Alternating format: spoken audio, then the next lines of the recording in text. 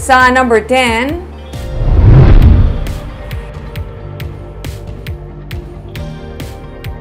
uno ka mga team sa gikan sa nagkalain-lain nga probinsya ang nagsambuwa sa football festival.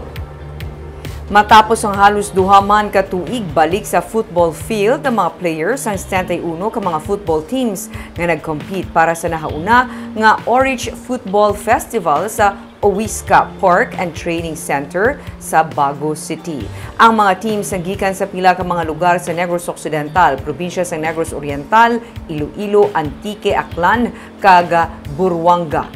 Gani tuman nga kalipay ang nabatsyagan hindi lang sa mga players kundi pati man sang Managing Director sang HB Sports and Events nga si Joseph Hensaya nga makita ilabi ang mga kabataan nga nag-enjoy sa kompetisyon. Makaligad man sang duha ka tuig nga nadula ang mga kasubong nga hinampang. Kabahin sa mga category ang Men's Open, Boys 19 and Under, Women's Open, 45 above, kag Boys 15 and Under. Fully vaccinated ang mga players na patuman ng health protocol kag aprobado sang local government unit ang duha ka adlaw nga competition.